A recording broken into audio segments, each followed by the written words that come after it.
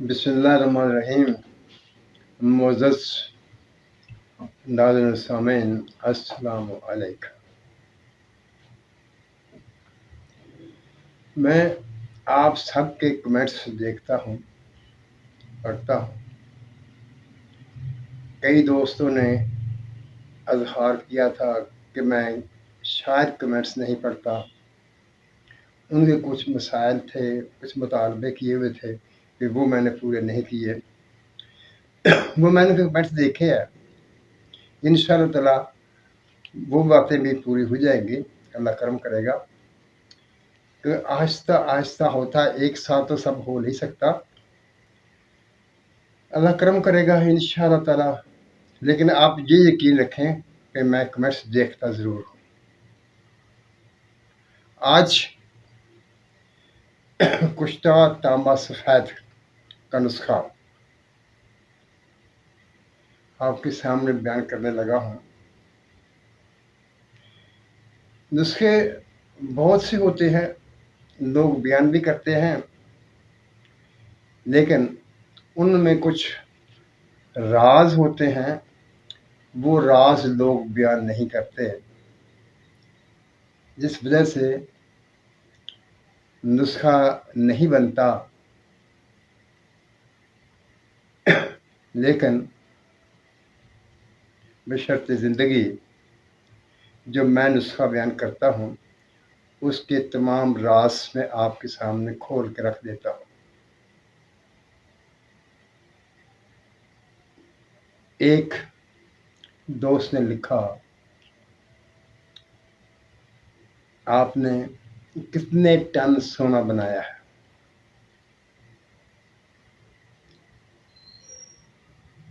آپ نے میری جتنی ویڈیوز دیکھی ہیں، کسی میں نے یہ دعویٰ کیا ہے کہ میں سونا بنا لیتا ہوں؟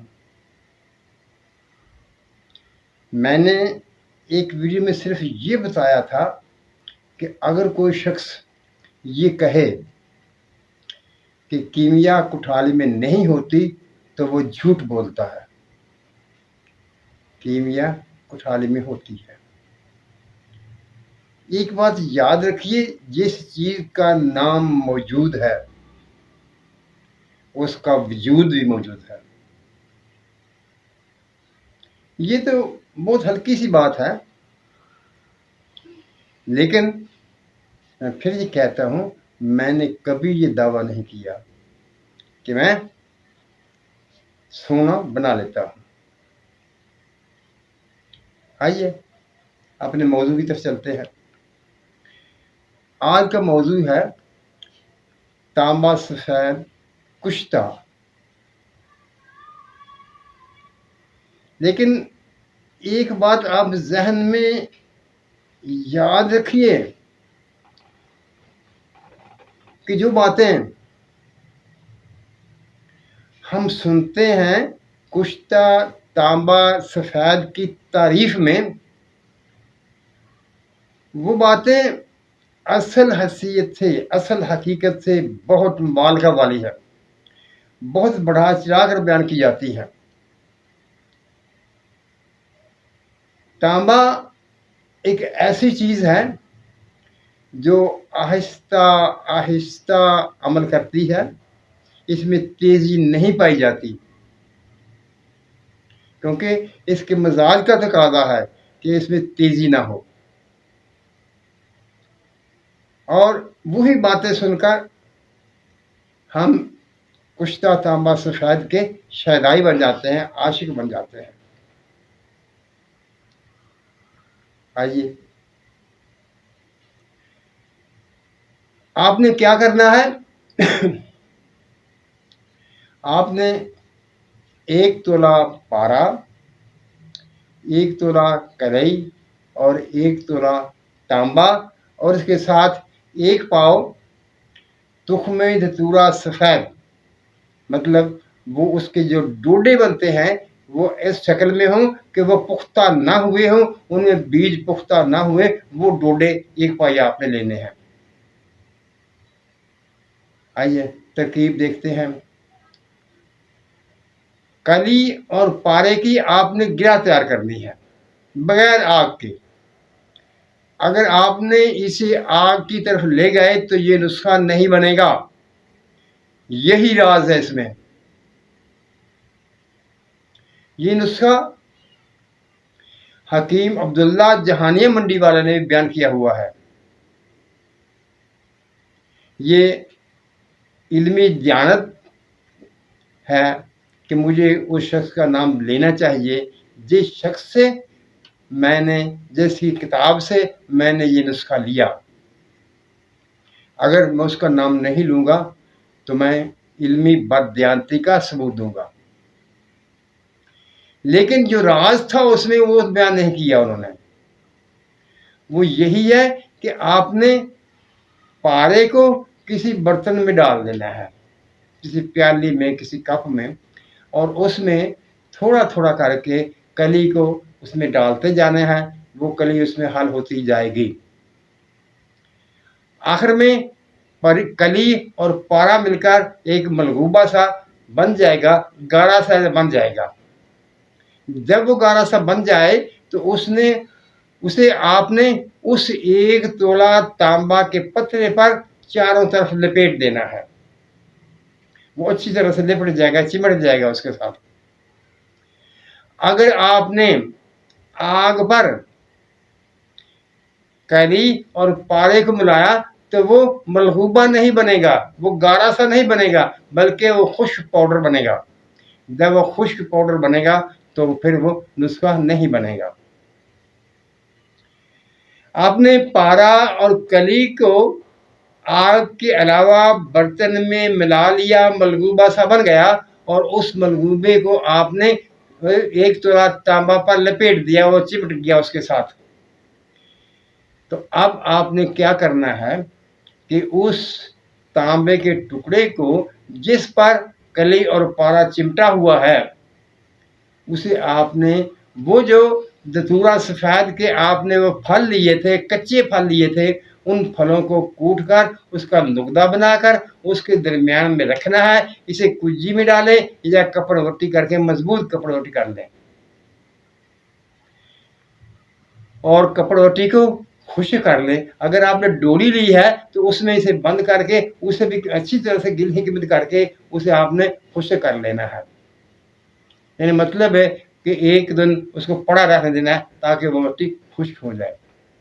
اب آپ نے کیا کرنا ہے کہ آپ نے اوپلے لینے ہیں. اوپلے وہ ایسے اوپلے ہوں جن میں مٹی وغیرہ شامل نہ ہو، بالکل صرف خالص گوبر کے ہوں، اور ان کو وہ خشک بھی ہوں، اور ان کو توڑ کر ایک کے 2 یا 3 ٹکڑے آپ نے کر لینے ہیں. اب ایک گڑھا کھودیں گے زمین میں، اس میں ان کو آدھے نیچے رکھیں گے، درمیان میں وہ پوجی رکھیں گے، وہ ڈوری رکھیں گے، اور باقی اس کے اوپر ڈال دیں گے اور اوپر سے اس کو آگ لگا دیں گے. اب رہا یہ بات کہ وہ اوپلے کتنے ہونے چاہیے. وہ اوپلے کم از کم 20 کلو کے برابر ہوں گے، یعنی 20 کلو سے کم نہیں ہوں گے، اس سے زیادہ تو ہو سکتے ہیں. اور یہ بھی بات یاد رکھیے کہ اس میں جو دوائی آپ نے رکھی ہے وہ کم نہیں ہوگی. اگر آپ 20 کلو لگائیں گے پھر بھی ٹھیک ہے، 25 کلو لگائیں گے تو پھر بھی ٹھیک ہے. یہ تقریباً دوسرے دن تیسرے دن یہ آگ ٹھنڈی ہوگی. اگر آپ نے وہ گڑھا کھودا، وہ کھلا ہوا زیادہ کھلا ہوگا تو وہ آگ وہ جلدی ٹھنڈی ہو جائے گی. لیکن اگر وہ اتنا کھلا نہ ہوا، اس اوپلوں کے حجم کے برابر ہوا، تو وہ دوسرے دن آگ ٹھنڈی ہوگی. جب وہ آگ ٹھنڈی ہوگی تو آپ اس میں سے وہ ڈولی نکالیں گے، اس کی مٹی دور کریں گے، اور جب اس کو کھولیں گے تو آپ کا دل خوش ہو جائے گا. وہ سفید کشتہ آپ کے سامنے موجود ہوگا. اس کو آپ کھرل میں ڈالیں اور اس کو پیس لیں. پیس کر آپ نے اسے ایک شیشی میں بند کرنا ہے. بند کر کے تو آپ اسے زمین میں دفن کر دیں گے. زمین ایسی ہو، اگر گاؤں کا علاقہ ہے تو چولہے کے نیچے تقریباً 6 इंच से लेकर 1 फुट के फासले तक उस ज़मीन में गड़ा करके उसमें आप वो शीशी रख कर उसको आग बंद कर देंगे और उस पर आग खाना पकाने की जलती है वही जलती रहेगी। उससे वो जो है ना ज़मीन का जो हीट होगी वो उसके नीचे पहुँचेगी। आप कम अज़ कम 7 दिन तक उसे वहाँ दफन रहने दें, उसके बाद निकाल लें, वो काबिल इस्तेमाल है। और मिकदार चावलों की है, लेकिन आपने किसी को ऐसे ही नहीं दे देना, क्योंकि इसका मिजाज उजलाती गुदी मिजाज होता है।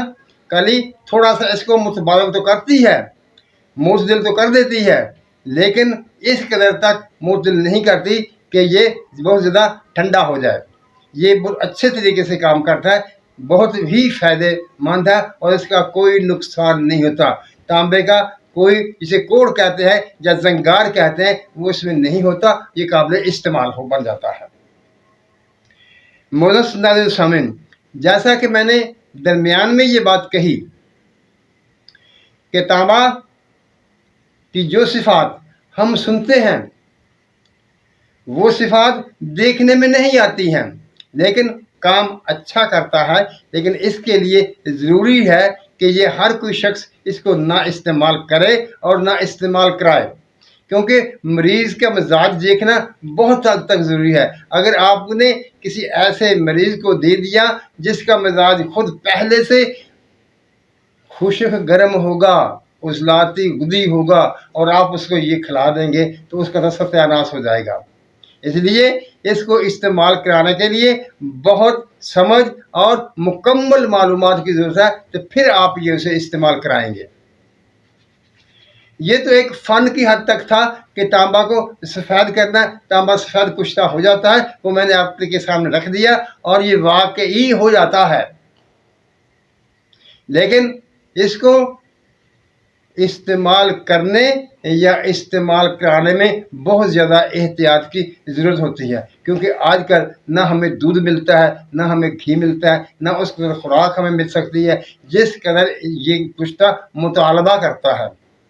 मेरे उस्ताद हाजी मोहम्मद अल्लाह जाने नसीब करे, वो किसी को भी ये कुश्ता नहीं देते थे, बल्कि उसे कहते थे कि तुम दूध और घी लेके आओ, मैं तुम्हें खुराक खिला दूंगा। एक खुराक अपने सामने बिठाकर खिलाऊंगा और दूसरी खुराक के लिए तुम फिर दूध और घी लेकर मेरे पास आओगे, मैं खुद खुराक खिलाऊंगा। मैं तुम्हें ये कुश्ता ये दवा ऐसे नहीं दे सकता, क्योंकि गलती से या ज़्यादा लालच की वजह से अगर इस कुश्ता की खुराक मिकदार खुराक बढ़ा दी जाएगी तो ये नुकसान देगा, और ऐसा नुकसान देगा जिसका हल करना फिर बहुत मुश्किल हो जाएगा। मुअज़्ज़ज़ नाज़रीन सामीन, मैंने इसके तमाम रुख आपके सामने रख दिए। फ़ायदे आप जानते हैं इसके क्या है, आपने सुन रखे होंगे, मैंने भी वो सुने हुए हैं, और इसके नुकसानात भी आपके सामने रख दिए। ये हर किसी के इस्तेमाल करने के काबिल नहीं है, लेकिन बात ये कि ये बनता है, हाँ वाकई बनता है। कुश्ता तांबा सफ़ेद बन जाता है और इतनी ही आसानी से बन जाता है। मुअज़्ज़ज़ नाज़रीन सामीन, कल की वीडियो में मैं एक और तांबा सफ़ेद कुश्ते का नुस्खा आपके सामने रखूँगा जो कि मेरे उस्ताद बनाया करते थे। अल्लाह ताला